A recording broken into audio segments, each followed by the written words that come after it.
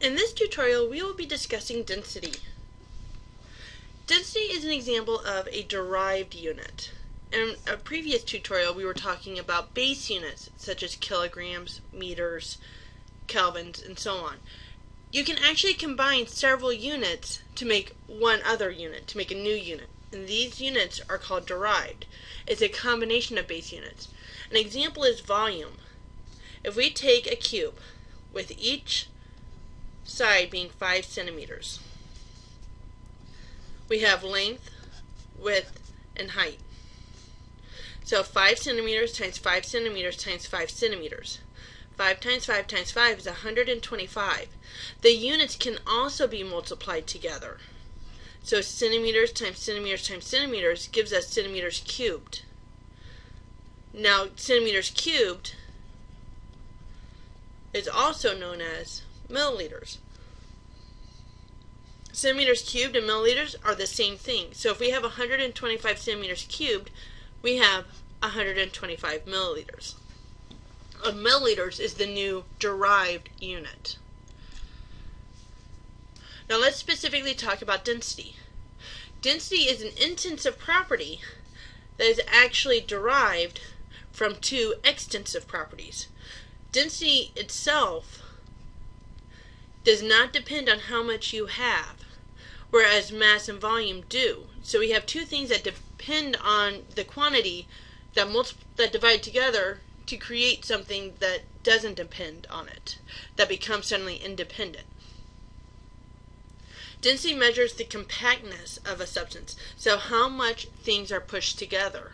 If the density increases, that means you'll have the more mass. This number up here will go up.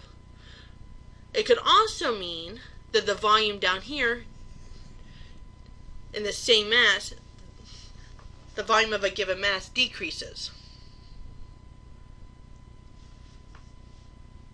Gases have very low density in comparison to solids and liquids.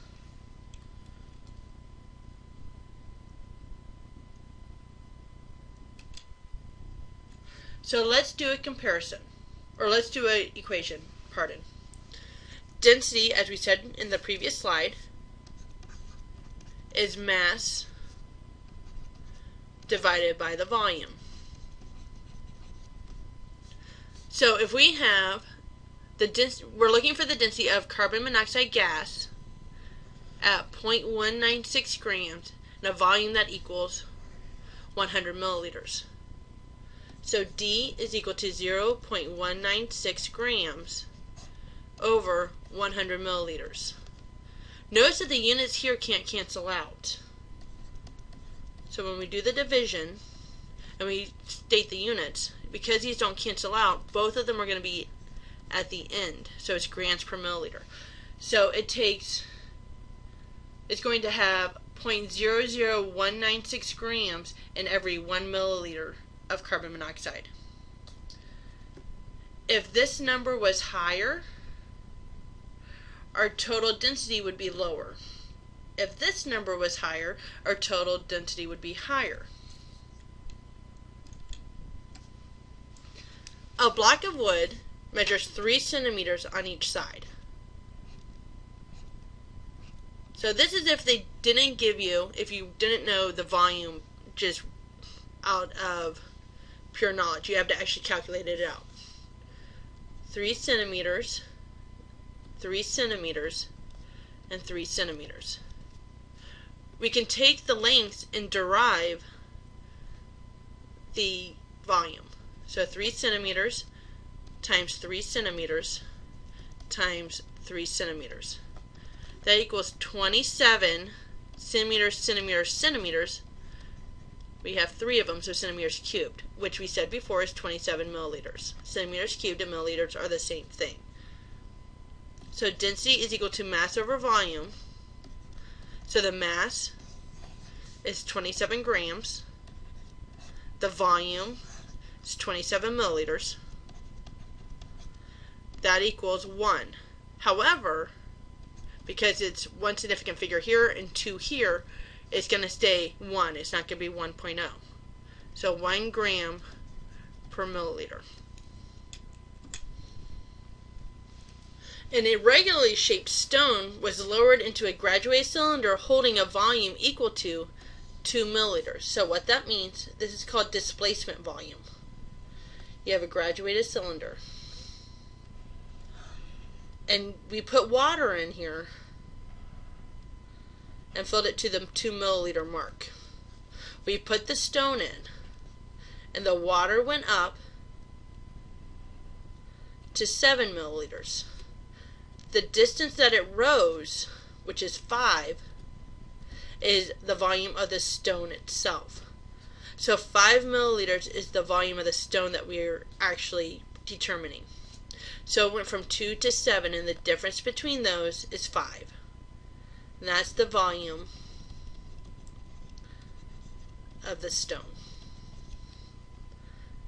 If the mass of the stone is 25 grams, what is the density? So D is equal to 25 grams over 5 milliliters. Once again, two significant figures here, one here, so we're only going to have one in the answer, 5 grams per milliliter. We'll do one more practice. This one's a little bit trickier. Under certain condition, oxygen gas has a density of 0.00134. So they're giving us the density in this problem. So D is equal to mass over volume. D is the given.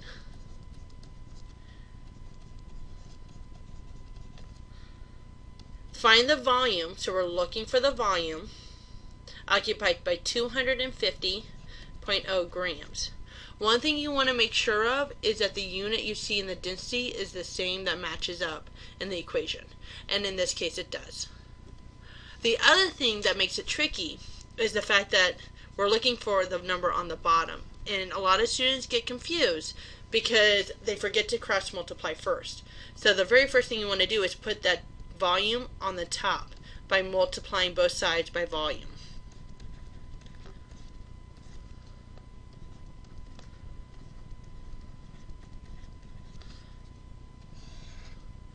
So we're going to, once we multiply it by volume, now we can divide both sides by the density.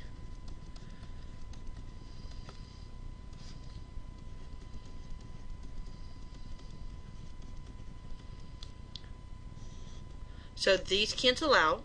So volume is equal to, the grams cancel out, which leaves us with milliliters.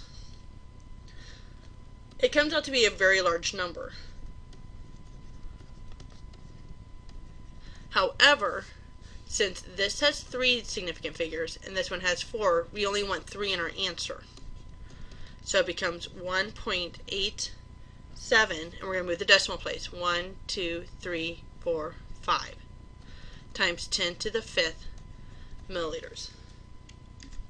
The last thing we're going to discuss is specific gravity. This is a relative density. It's a comparison of two densities in the same units and same conditions.